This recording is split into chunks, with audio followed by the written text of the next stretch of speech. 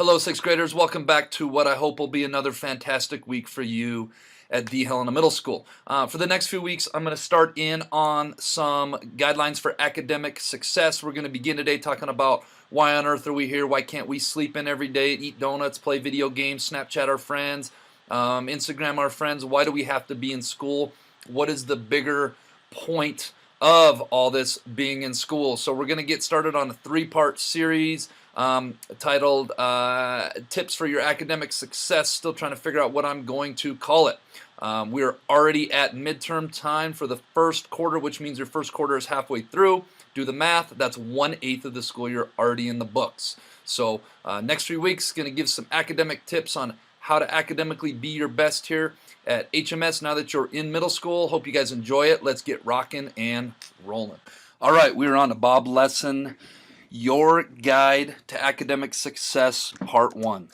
But first, let's be our best this week at HMS. Let's be safe, let's be responsible, let's be respectful, and let's especially be a learner. All right, sixth graders, I have a question for you.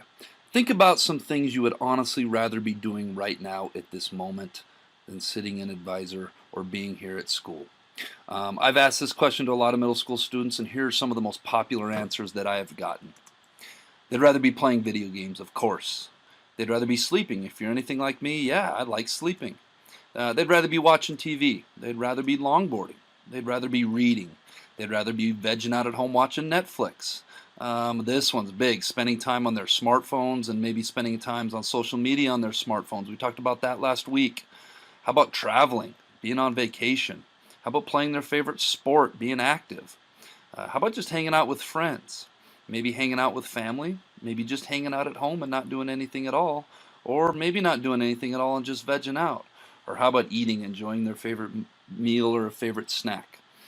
There are a lot of things I know you guys would rather be doing at this moment than sitting here at school. So knowing that begs the question, why are we here in school? Why do we have to be in school? I want you to take 1 minute and I want you to think about this to yourself, maybe chat quietly with the partner next to you.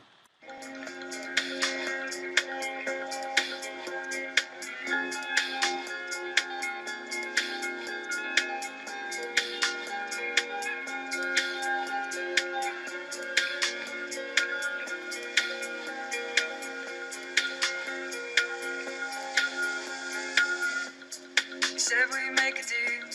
You said we make a deal. Is what you said. Is what you said. So tell me all your lies. Such a thin disguise. We fool ourselves. We fool ourselves.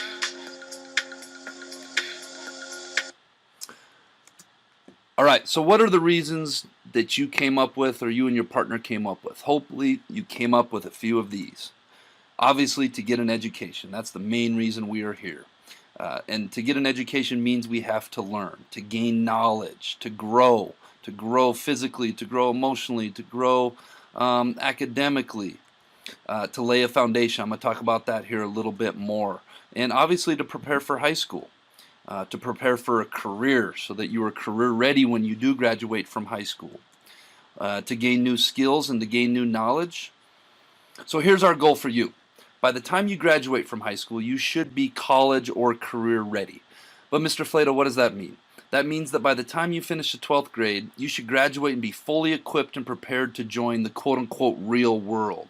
That's where mommy and daddy's not taking care of you anymore, grandma and grandpa, aunt and uncle.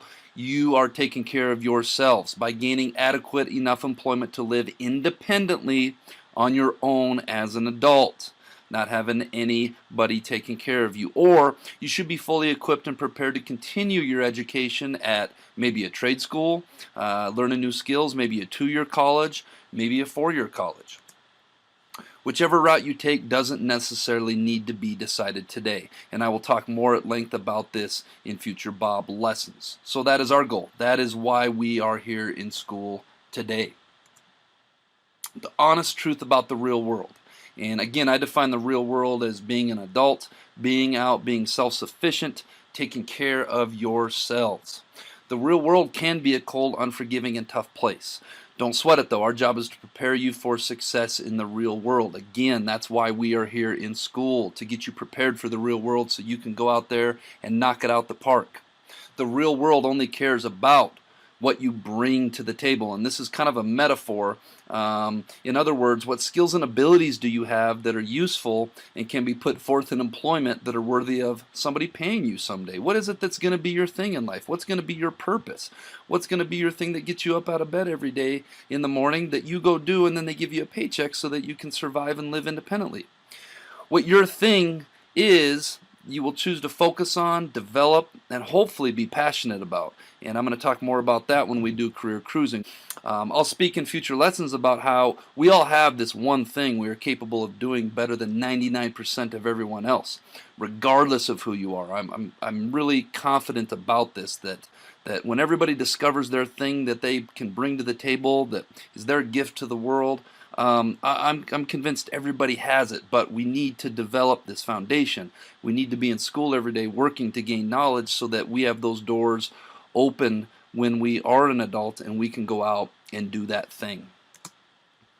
The real world is a highly competitive place. I was just talking to a group of kids. I think whenever we have an opening here at HMS, there are tons of people applying, not literally tons, but dozens and dozens of people applying for positions that come open. If you want to do something in life and you have a job or a career or a passion that you want to make your thing that you bring to the table, there's a very good chance there's going to be other people with that same passion. And when there's other people that are all wanting the same thing, that leads to competition. So what skills and abilities do you have that sets you apart from others? Something to think about. And that's a huge reason why we are here in school learning every day, is so that we can develop those skills and abilities that are going to set us apart from other people when we do get to the real world. I hope that all makes sense. But Mr. Flato, we're in middle school, not high school. We're not going to be adults and in the real world for a long time. And you know what? I do 100% agree with that. As sixth graders, you guys are 6.5, almost 7 years away from being in the real world. Some of you will be further if you go to a 2-year college or 4-year college or get an advanced degree that I'll talk about in future Bob lessons. Well, I want to share the quote of the week with you. The best time to plant a tree is 20 years ago. The second best time is now.